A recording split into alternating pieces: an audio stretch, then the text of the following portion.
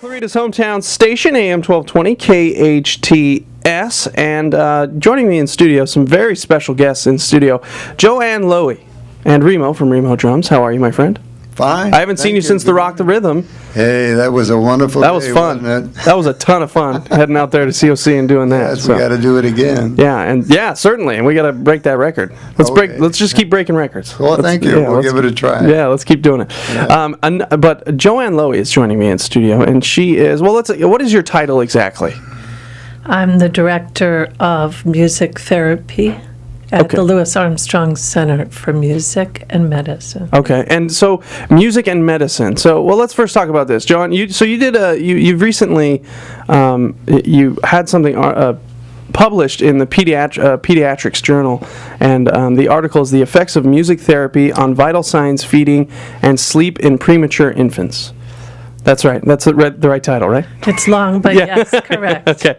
And so we'll get to that in a second, but I want to talk to you a little bit about your background. How did you get into medicine and music therapy? How did you get into that? Well, I've kind of been a music therapist forever because my first experiences in my home was with my oldest brother, who was autistic.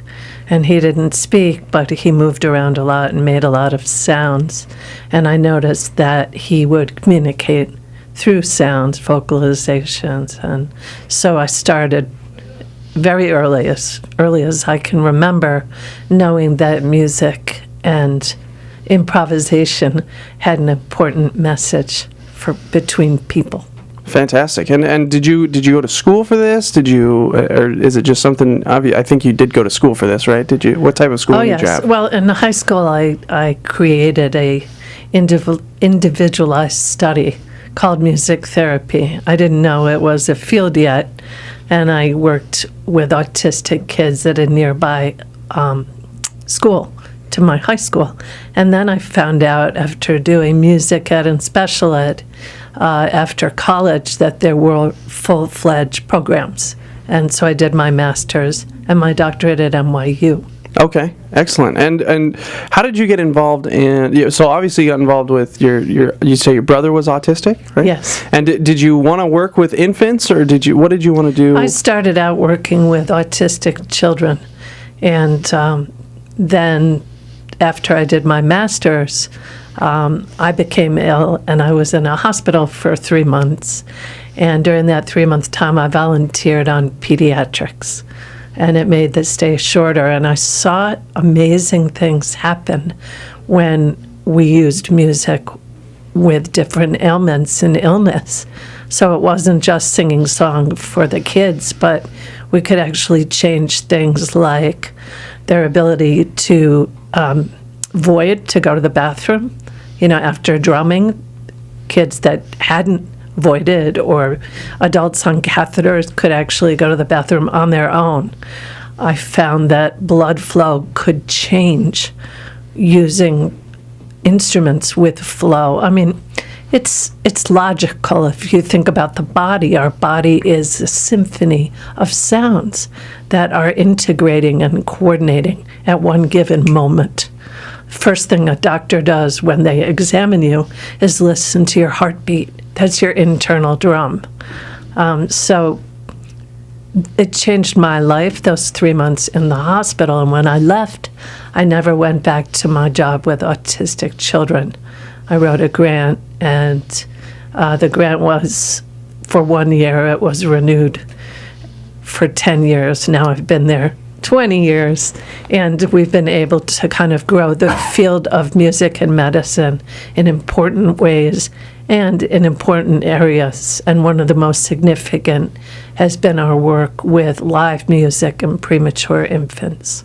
And that's the study that you did. And what, I don't want to get into the results yet, but what types of things did you do? How did you test this out? Did you like press play on a CD player first? What types of things did you do to see what results you were going to get? Does that make sense, that question? Well, when we came into the work in the 90s, there was a lot of literature on recorded music. So we know that the literature shows that babies recognize familiar melodies from in womb to out of womb. We know from the literature that babies recognize mother's voice. But what bothered our research team and what made our sense to our doctors and nurses is, what good is a CD? These babies are not battery operated. These babies are human beings.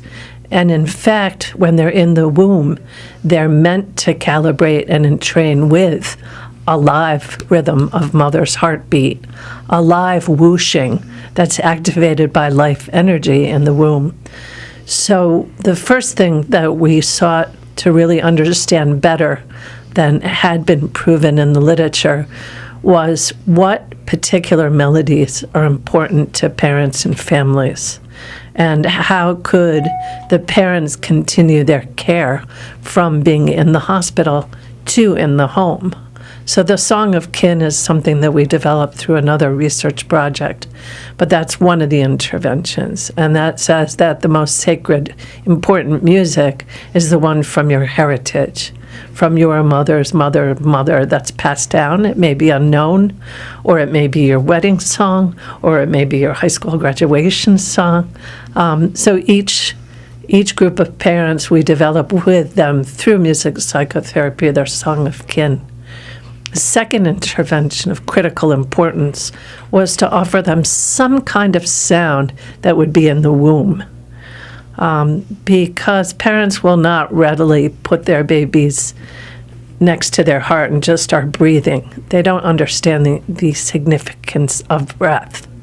And quite honestly, new parents that are traumatized by premature deliveries and births are not necessarily breathing steadily. Sometimes they're hyperventilating, they're afraid, they're scared, they have no control.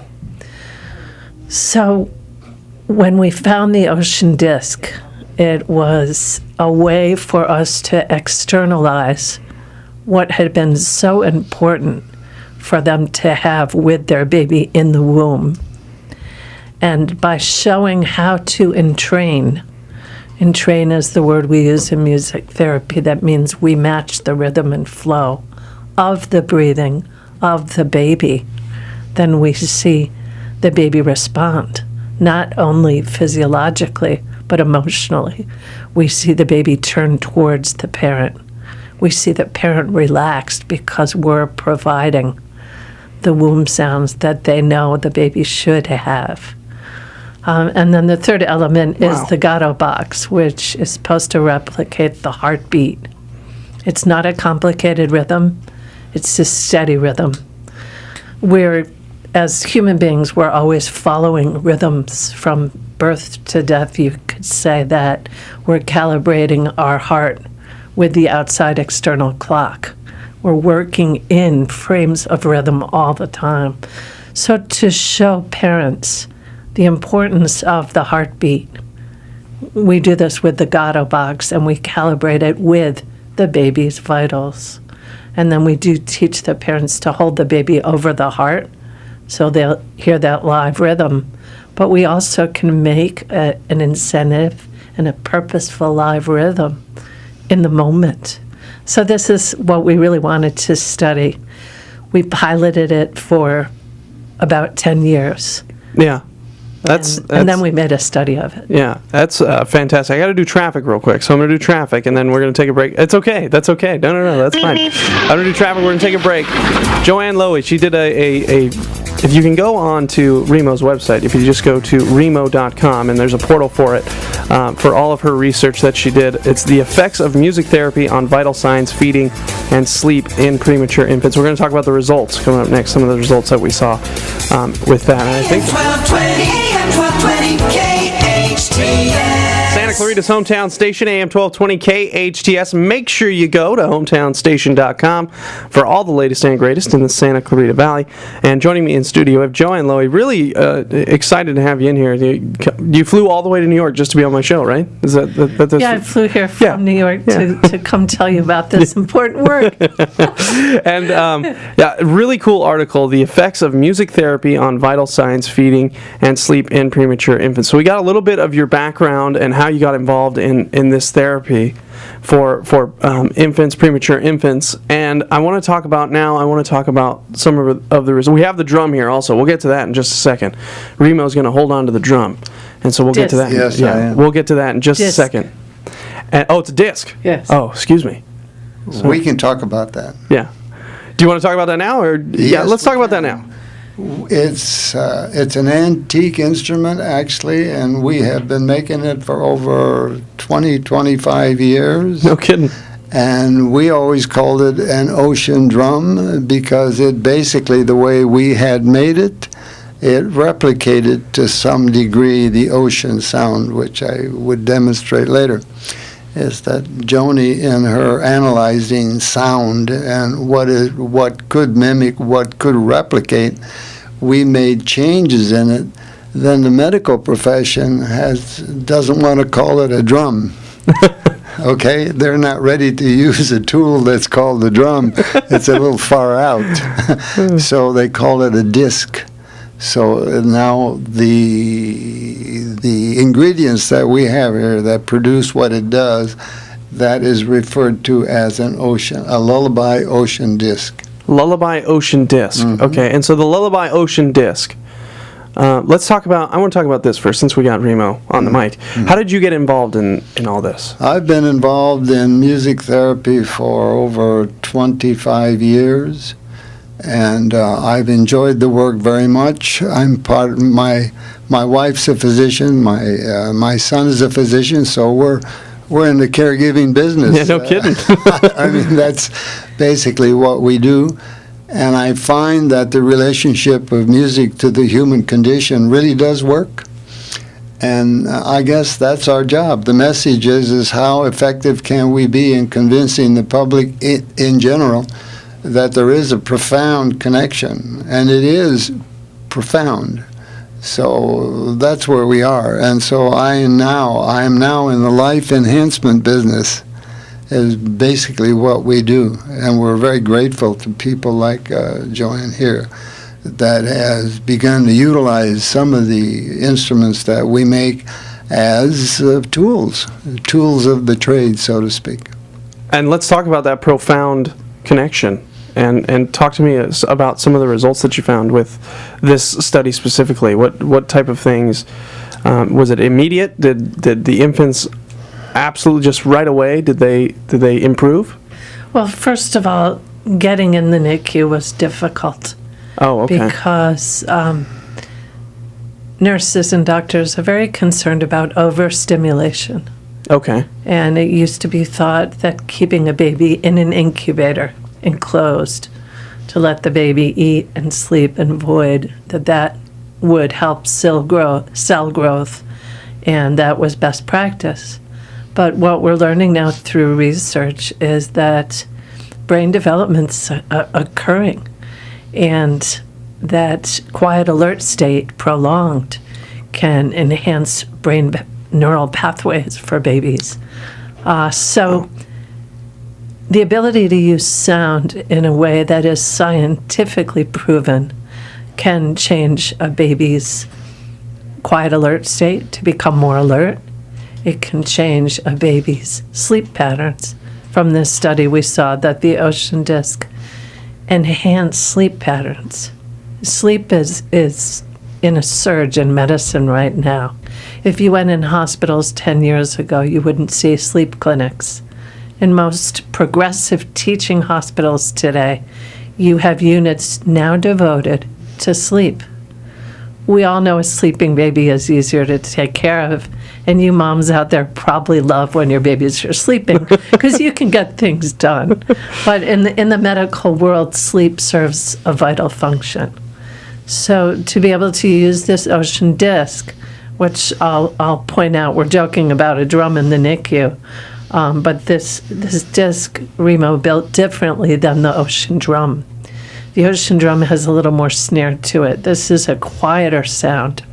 It's a more contained sound. We can listen to it. Let's pull it up to a mic and we can hear it right now. I think the interesting thing that I've learned is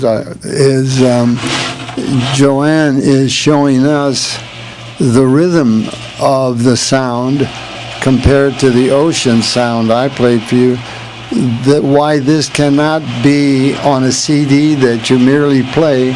You time it with the breathing of the infant that comes more accurately mimicking what they're used to hearing. So that's the profound thing that has happened. Yeah. So quietly here, this is what you're hearing now, Exactly. and it is a wonderful sound. Yeah. And so what are the results? Are kids being more alert? What you said there were things. What Yes. types of findings did you have in your study? Right. Well, you can't calibrate a piece of recorded music to Yeah, match of the course not. breathing of a human being. So I think one of the nicest findings that showed in an overwhelmingly positive way in this study is that the parental stress went down. Oh, Now, you might not think that would be so profound with a baby, but in fact, it's one of the most profound measurements, because after the stay in the neonatal intensive care unit, the parents are going to be the ones to take the baby home. So the more techniques, the more proven science techniques we have for them to be able to calm their babies, to get their babies to sleep, are important. So that was the first finding. And the ocean disc had a lot to do with that. And the lullaby, the song of kin. So parental stress was one of the first findings. We also found, as I mentioned before, that with the ocean disc, the babies had prolonged sleep. oh, So it That's wasn't good. only at the moment of the intervention that we looked at the vitals and saw significance on the machines, but then after, 10 minutes after the intervention, the sleep was significant. And then we did what we call long-term effects. 2 weeks is a very long time for a newborn, a premature infant especially, and we saw changes with the ocean disc over time with the sleep. And with the Gato box, we saw changes with the feeding. oh, Feed is critical, caloric intake, sucking. And that's not a huge surprise to us, because sucking is, if you think about it, a rhythmic response. yeah. So we have to take a break. So I want to take a quick break, Sure. and then we'll get some spots out of the way, and then we'll talk more about this. Santa Clarita's hometown station. Hometown station. AM 1220 KHTS. AM 1220 KHTS, your hometown station. I am Kyle Jennings in studio with Joanne Loewy and Remo of Remo Drums, and so we're talking about the ocean disc, right? Did I say that right? Ocean Yes. therapy disc, right? Yes, and Yeah. I'm now pleased that it's called a disc, because if we called it a drum, I think it would frighten a lot of people. Once you use this with babies. Yeah, yeah. Well, yeah. You think of drums, you're thinking a lot of loud music. Yeah. That's the first thing that occurs to you. Okay. Yeah, exactly. You can find out more information at this. You can go to remo.com, of course. There's more information there. You can also go to NICUmusictherapy.com. There's actually a demonstration of the disc on there as well. So, and you said you wanted to mention a training that you guys are having, right?